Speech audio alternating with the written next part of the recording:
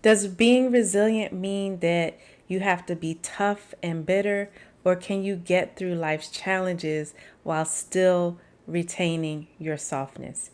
We're going to dig into it in today's episode: Overcoming Challenges, Resilience, and Growth on Your Feminine Path.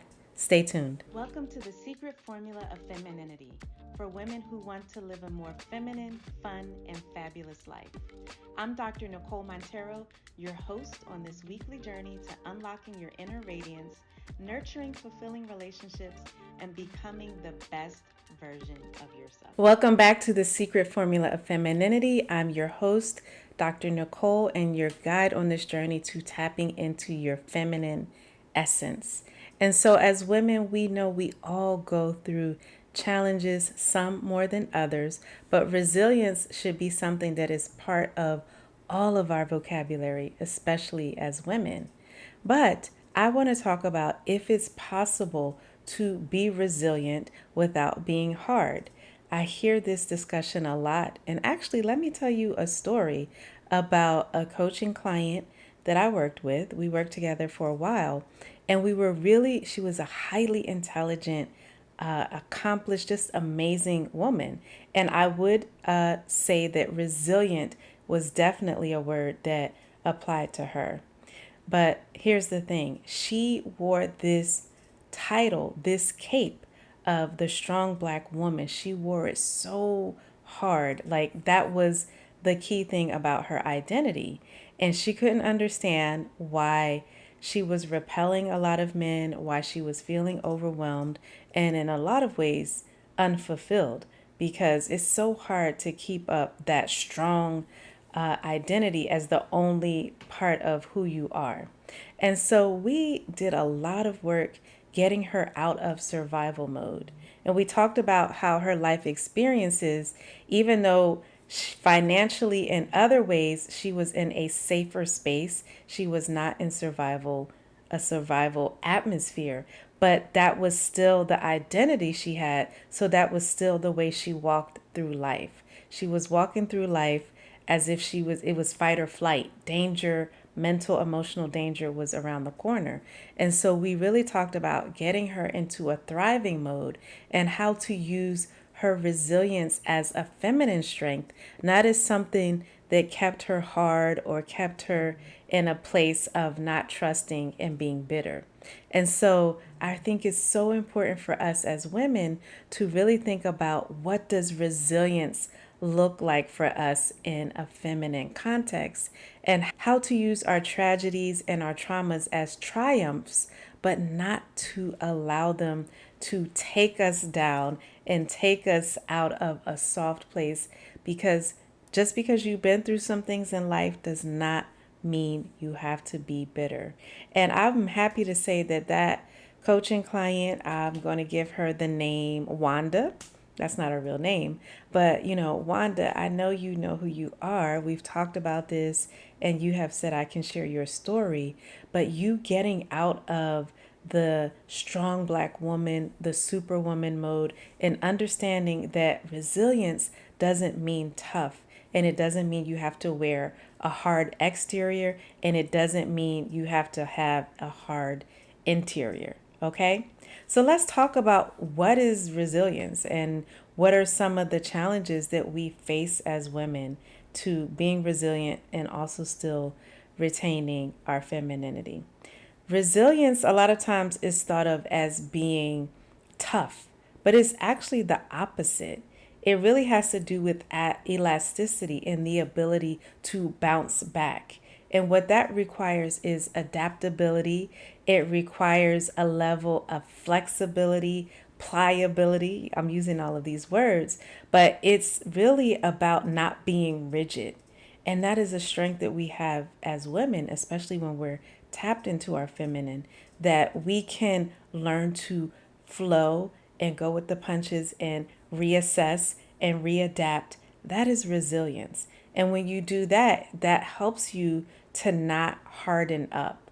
Because actually, the more you harden up, you become more rigid, and it is actually harder to be resilient and to bounce back if we take that definition. So I want you to revisualize what resilience is. It's not a toughness, it's an adaptability. Now, femininity is naturally all of these qualities. So you have that resilience in you as a woman. There's often this image that the best way is the more masculine way. And the best way for men is to tap into their healthy masculinity, but we don't have to emulate. And I think that's one of the biggest things that I've seen be detrimental to women is this idea that we have to do it like men for it to be good, for it to be the best for us, for it to be effective. So you already have those inner strengths of true resilience, which is learning to use what you know about yourself and about relationships as a way to help you to be more resilient. And that's why I say your trauma can actually be your triumph. Your pain can help you to pivot. But the first thing you have to do is acknowledge that those things happened, that they were outside of the norm, right? By definition, a trauma is a catastrophe, it's something extreme. It taxes your ability to cope. So it's outside the norm. And I think what happens is so many of us have gone through trauma after trauma after trauma that we don't even pause to recognize that that's not normal, that those things should not have happened, right? We don't want to normalize trauma. And I know it can be hard because for some people it's like, well, it is what it is. That was life or that is life. But the first step is to acknowledge that it is trauma and to not normalize it so that you can learn to cope in a way that gets you to a different place.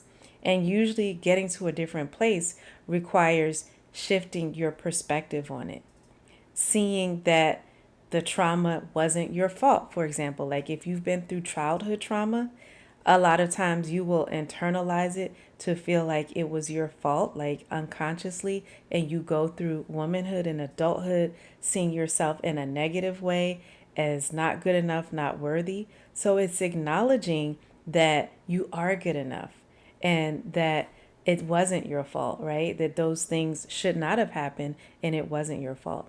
And all of that is basically having compassion for yourself. And the next thing is once you have acknowledged and you understand that you don't want to normalize trauma, no matter how much it has happened to you, it's really working on how you view yourself and being very intentional and deliberate about cultivating a healthy view of yourself. That is the number one thing that I see draining women, hardening women, making them bitter is they essentially have a negative view of themselves, even if they don't admit it. And that causes them to have a lot of defense mechanisms and what they feel like is a hard exterior to protect themselves. Now, there are times, especially if you've gone through childhood trauma or young adulthood trauma, just as you were coming into your own, into yourself, there may be times where you do have to understand how to protect yourself. But any kind of hard exterior to protect yourself, that should be temporary. You do not want to have your inner self be altered so that you're hard, you're bitter, you don't want to let anyone in, right? That means that the trauma has changed you in ways that you don't want it to change you in. Now, there are ways that your pain can become your pivot, and that's what we call post-traumatic growth.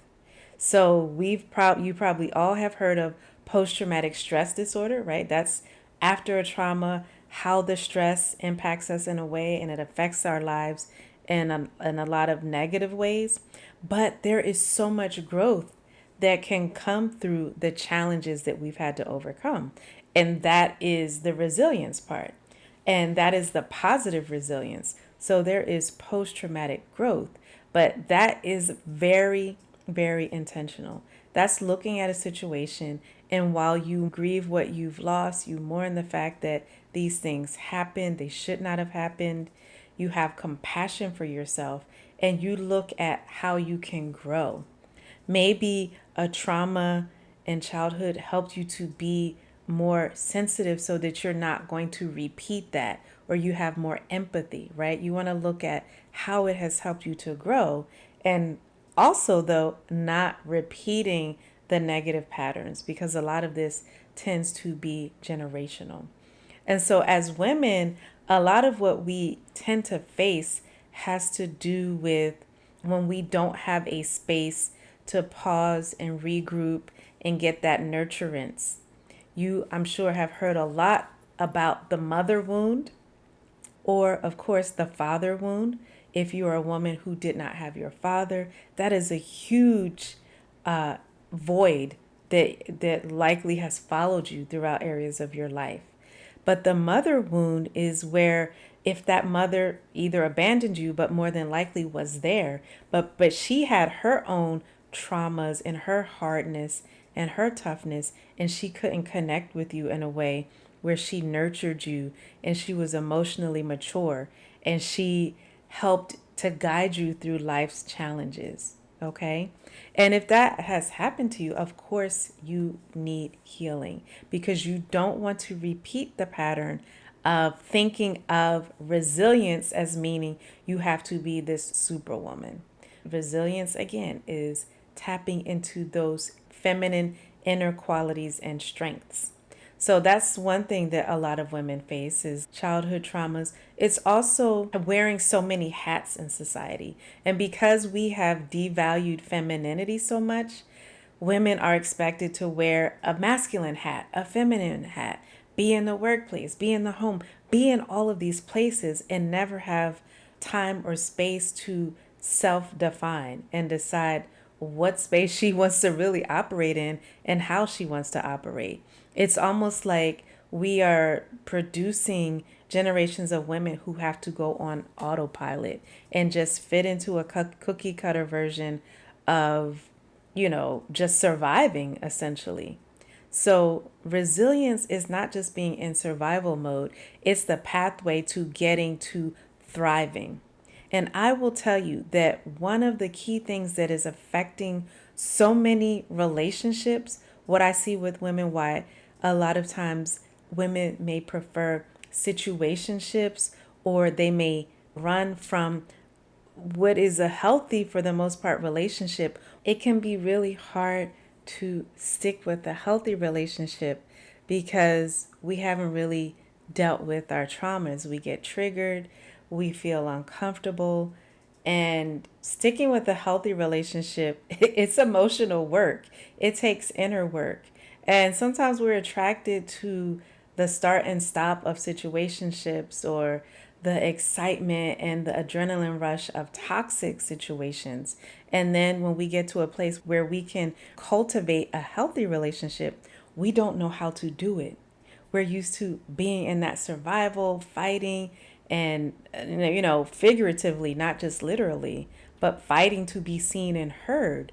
And sometimes when there's a man who's willing to step in and be tender and be considerate and kind, we either don't trust it, it makes us feel uncomfortable because we feel like the other shoe is going to drop, or it feels boring, it feels lackluster. It's like, this is not life. And so we don't want to confuse resilience with repeating patterns where we're hard and cut off in our relationships. Learning to be more open in our relationships as women is one of the greatest signs of resilience and post traumatic growth, because it means you have really pivoted your pain.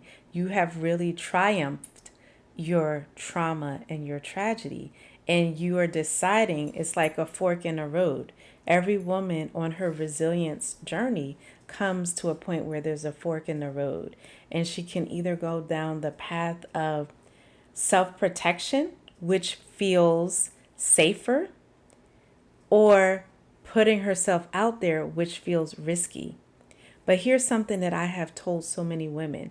When you are actually in an extreme self-protection mode, you're shutting down yourself from the world, you're not interacting, you're in a place of like hardness, bitterness, self-protection, all of that. That is actually more of a risk long term. It may feel more comfortable and temporarily safer, but it's a risk because you're risking repeating patterns, unhealthy patterns. You're risking not finding the relationships or the love or the nurturance or affection that you want. You're risking not being able to build that family if you want to. You're risking not being able to find that love if you want to, but you're telling yourself that this is safer because you weren't protected, right? For example, if you have a mother wound or a father wound, or you had some sort of trauma as a young woman or at any stage in your life, you're telling yourself that I need to stay safe. And what you really have to do is retrain your mind and even your body so that you understand that the risk is greater of staying in that temporary state of safety and not working on yourself so that you can really put yourself out there. I know it sounds like, what are you saying? You're saying that it's risky to stay safe? And yes, in some ways, I'm saying that. It's riskier to stay in a place of temporary safety that is not going to allow you to grow or examine where you need to shift or change your perspective or take different actions. So push yourself to take risks that are actually going to lead to more growth for you. So I want to talk about some tips, right? There's tons of research. There was some research that I was looking at on post-traumatic growth, and it talked about these three sort of stages of post-traumatic growth. And one is just allowing, like not suppressing, allowing yourself to acknowledge and feel and experience all that it was. And I don't mean in a way of like ruminating or just going over and over the trauma. You have to learn to be able to be in a place where you're not immersing yourself in reliving the trauma all the time. But what tends to happen with a lot of people is they like disconnect. So they completely suppress a lot of what they actually feel about whatever traumas or obstacles happen to them. They tend to suppress it. So, first, you have to actually acknowledge it and allow yourself to feel what you've been suppressing for so long. We tend to suppress because we feel afraid of feeling. And feelings, let me tell you, feelings are not going to kill you. Feelings are not going to harm you. It's actually the pathway of that healthy resilience where you're learning to be more adaptive, get in touch with yourself, and feel your feelings. The next step is taking healthy action, taking actions that are going to take you down a path that's leading you to the destination you want to go to. So that means taking action could be taking better care of yourself, getting into therapy, getting into some kind of coaching community or community that can support you. It could be journaling. It could be really looking inward and forgiving yourself. It could be holding yourself accountable for the ways that you are engaging in unhealthy behaviors that are keeping you stuck. But in some ways it's always about an action that is from you that empowers you. And the next step, so, there's the acknowledgement and allowing yourself to experience the feelings. There's a taking healthy action. And then there's acceptance. There's acceptance of what happened that you couldn't change. And there's acceptance that there's a form of justice that you just can't hand out. If you believe in a higher power, there's a part of justice that is outside of your control. And it's acceptance of what was, but also of you having the power to shift or cultivate what you want for yourself. And that is the formula for post-traumatic growth, right? Acknowledgement, action, and acceptance. So we can call it the triple A formula. You all know I love my different formulas that I come up with. That is the formula: acknowledgement, action, healthy action, and acceptance. Now, let me say something. Resilience is innate to all of us. It is something that we all have inside of us. And a lot of times we have to just like really tap into it. And some of us have to be more intentional about understanding our resilience and cultivating it, developing it in a healthy way. For some people, it may feel quote unquote easier. But again, we're all going to be challenged in some ways where we have to dig so deep in a way that we did not know we had to. And yes, this is even in relationships, in marriages.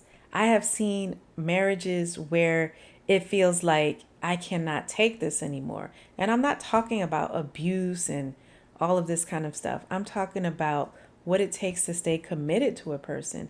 And sometimes it feels like I'm losing myself, or we just don't see eye to eye, or he's on this end of the spectrum and I'm on that end. And it really takes a level of resilience and learning how to fall back. And magically, I have seen this time and time again, the more you stop pushing for the other person to change and you focus on you, the change and the growth and development, even in that other person, will start to happen. There's like a synergy of when you fall back, that other person, he falls in, he leans in. And so what I've seen with couples is the resilient couples are able to go through the journey and trust the process. And that's really what you have to do for yourself. So how do you hone that healthy resilience? One is self-compassion, being kind to yourself when times get tough, when maybe you haven't responded or done what you've wanted to do, or you're having negative thoughts and you're just having a tough time. It is so important for you to become the kindest friend to yourself. Become the friend to yourself that you are to everyone else, where you encourage yourself. I hear so many women talk about how they're hard on themselves.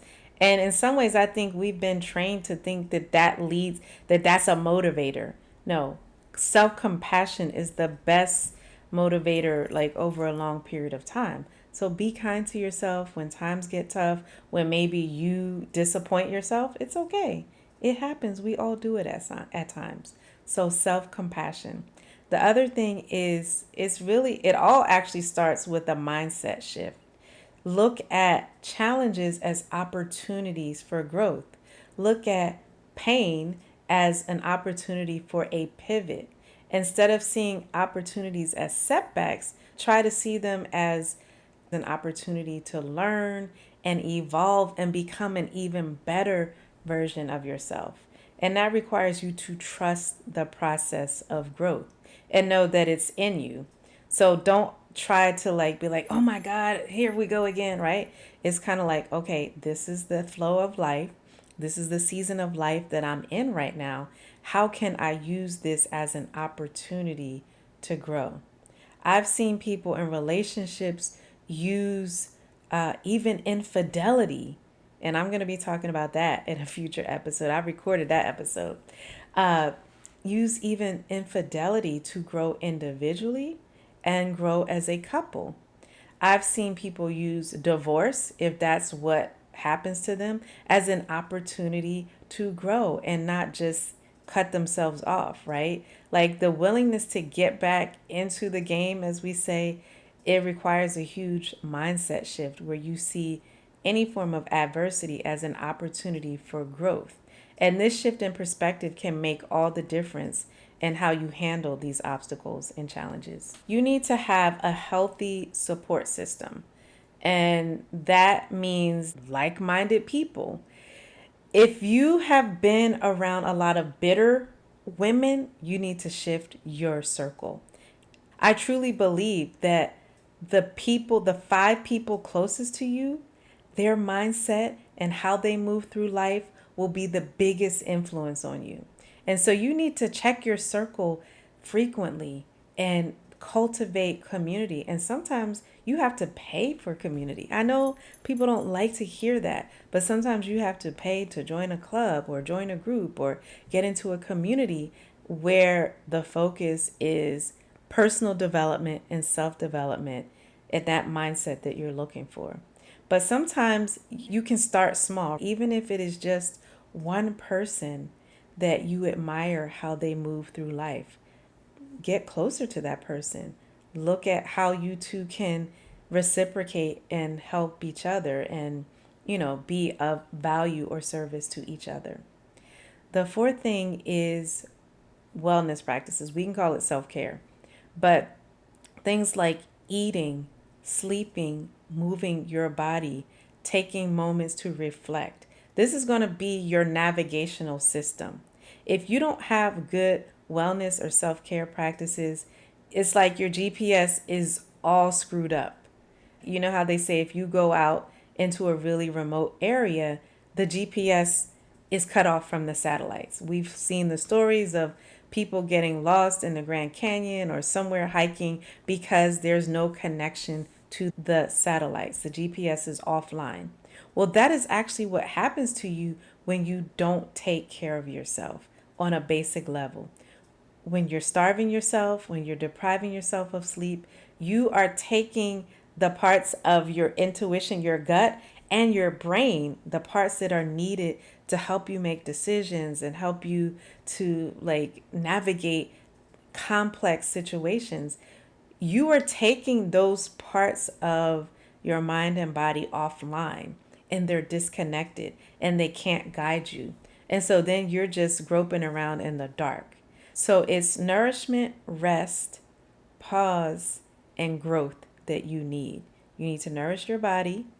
You need to, hydrate your body. You need to make sure you get rest. You need to have time for a pause and reflection. And you need to have opportunities to see how you want to grow. And some of that is even when you practice mindfulness and learn to stay present, because the more you can stay present, you're in tune with yourself. And the more you're in tune with yourself, the more you understand how you want to move forward, how you want to move, the decisions you want to make. So having wellness practices, self-care practices, that's part of building healthy resilience that is not going to have you in this hard, bitter place. So I think you're getting the point, right? We want a resilience that allows you to retain that core femininity, that core healthy part of yourself. And if you have found yourself being on the other end, you're hard, you're in your masculine, you're not able to, to really have a growth mindset, then you want to get help with that, because you're really going to flourish and thrive when you're able to go get on the other side of that. So I have a couple of questions. The first question is, how can I stay resilient when I feel overwhelmed by life's demands? Yes, that's resilience, right? We need to be able to dig into it when it feels like we can't. And so staying resilient in the face of overwhelm requires self-compassion, that first thing I talked about, and setting clear boundaries. When you feel overwhelmed, that is a sign that you either need time boundaries, relationship boundaries, or even self-care boundaries. So you have to give yourself permission to take breaks, to delegate tasks if it's at home with your family, if it's at work, in your business, and prioritize your well-being. So resilience isn't about being strong all the time. It's about knowing when to rest and recharge so that you can keep going. So those boundaries and that self-compassion are going to help you do that. So the second question, I like this one. How do I build resilience after a breakup or major relationship setback? Breakups are heartbreaking, right? We've all been through it. You feel it in your body. You can even feel heartbreak within your relationship, even if you haven't broken up. And so these can be opportunities for you to grow and become stronger internally so that you're stronger for the next relationship, or you're stronger or in a better place for your current relationship. This is where you want to pour on, you want to be your own best friend. If your friend was sick, you would take them chicken soup and you would be checking in on them. You would see if they needed to laugh, or you would just be tuned into what they need. That's what you have to do for yourself. Self-care. I know it can be hard, but you want to get on a routine of making sure that you're sleeping and eating and being in supportive spaces. Give yourself time to grieve, but also give yourself time to laugh. Look at the lessons, right? No major challenge or shift in a relationship happens without two people contributing to it. And I don't mean equally, right? When somebody else does something that they shouldn't have done, that is their decision. It's not your fault. But relationships are a dynamic. So use this as an opportunity to self reflect. What can you learn about yourself, and what can you learn about what you want in a future relationship? Or again, sometimes it feels like we're in a marriage or a relationship and it feels like we are breaking up, or it feels like, we are growing apart, and that can feel like heartbreak. Use that as a chance to pour into you. Let me tell you, ladies, there is nothing more attractive than becoming the best version of you. Not in a way of like, I'm going to show you, but in a way of, you know what? I am valuable. I need to pour into me. I need to be well physically, emotionally, psychologically, spiritually. And that is the best way that you get over a breakup. All right, so thank you so much for joining me on today's episode of the Secret Formula of Femininity. Don't forget, resilience is not about avoiding challenges because we are always going to face them. It's about embracing them and using them as opportunities to grow and to use your feminine strengths so that you're not hardened, but you become a healthier version of yourself. If you want to dig deeper into these concepts, make sure you check out my book, The Boundaries to Bliss Blueprint for Women Who Are Finally Ready to Win at Love.